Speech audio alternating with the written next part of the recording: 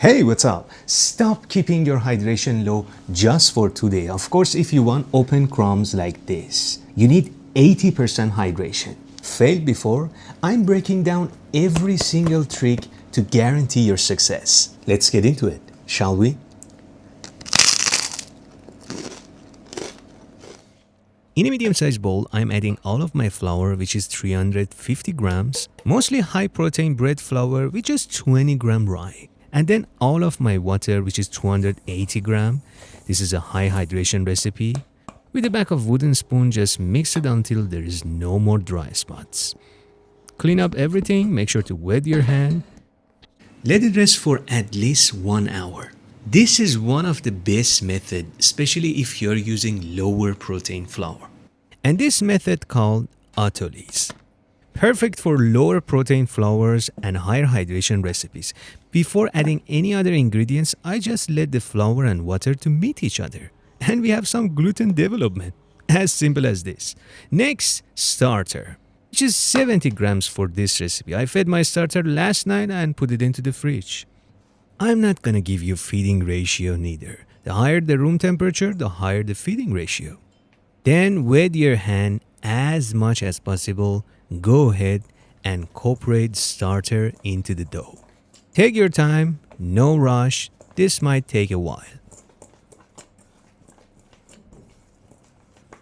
I have my clean hand to turn the bowl and my doughy hand to handle the dough. If you get tired, hold the bowl like a baby and take care of it. With your hand, go under the dough, hold it tight and just keep slapping to one side. To hold its shape better, I'm going to round it up one more time and that's it. It's a high hydration dough, but thanks to Autolyse, the dough at least hold its shape while we are adding the starter. Another 30 minutes rest, time to add the salt, which is 2% or 7 gram. Make sure to wet your hand and press the salt into the dough. Dimpling time. And this is the most satisfying part of making this dough. Nothing fancy, just try your best to incorporate the salt into the dough. Same thing gonna happen here.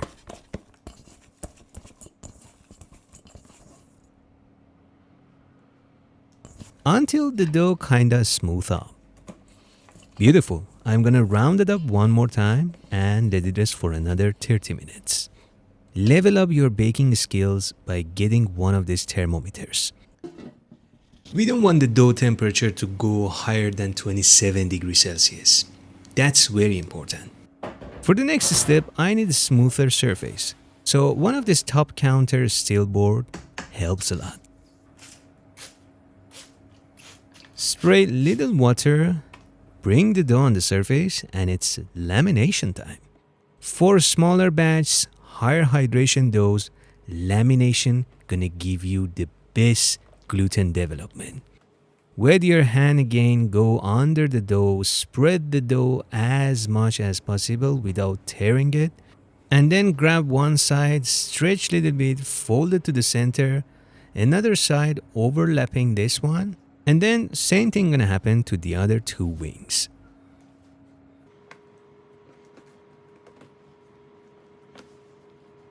Then flip the dough and I like to round it one more time. This is quite optional. Look how beautiful it is, but we are not done yet. Into the bowl and let it rest for another 30 minutes. 30 minutes later, the dough holds its shape beautifully, but I told you we are not done yet. Wet your hand and time to coil fold. From now on, try to be more gentle with the dough.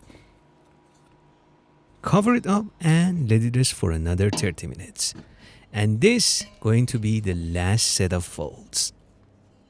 If your dough doesn't look like this at all, I mean it's a mess, maybe you are using the wrong type of flour. But if you feel it needs another set of coil fold, give it a go. Let it finish its small fermentation, and this is my room temperature.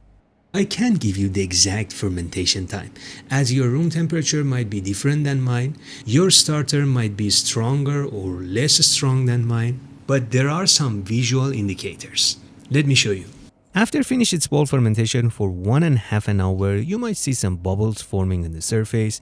The dough is puffy and airy, pulls away from the side of the bowl, and that's all I can give you. We have like 30 to 40% rise because my room temperature is so high, and the dough temperature, which is the most important one, is about 25 to 27 degrees Celsius. Wet the counter slightly, bring the dough, make sure to wet your hand as well. This is going to be a sticky dough no matter how well fermented. Clean up the excess water, we don't want too much water. And then I'm going to round it up with the help of the counter. This is called pre-shape and it's a must, especially with this high hydration dough. Let it rest for 20 minutes uncovered on the counter. This is my banneton, which is a 25 centimeter banneton. You can use any basket with this size. And now, shaping time. Use a little bit of rice or semolina flour. We don't want anything to stick anywhere, right? And this is the best shaping method for higher hydration that I know. Tartan.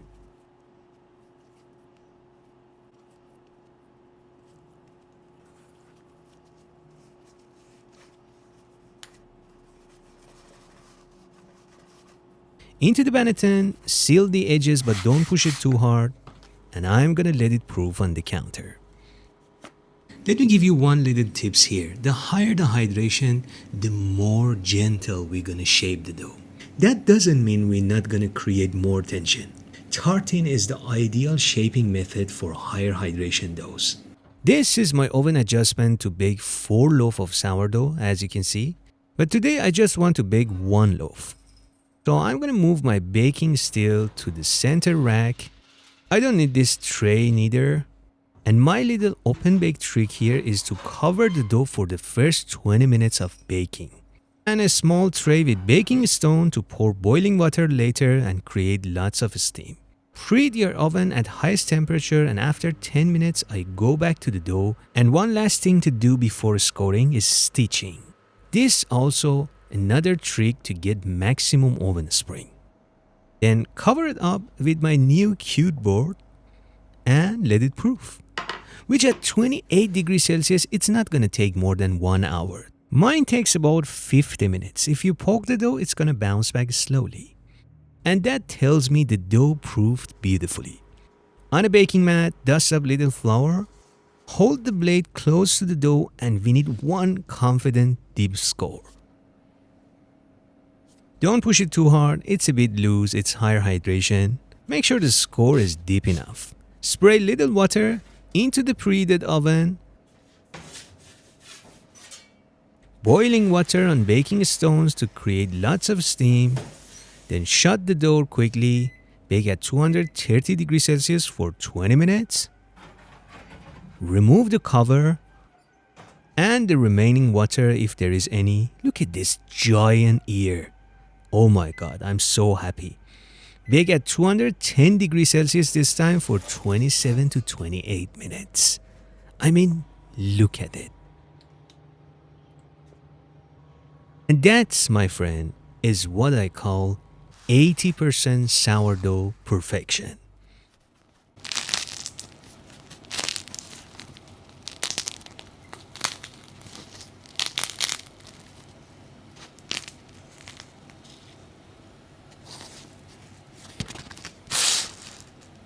But hold on, the moment of truth. Let's check the crumb, shall we?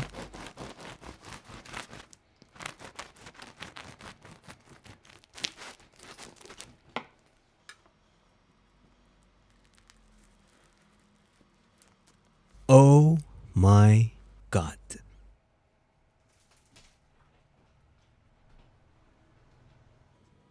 And that, my friend, is what I call open crumb.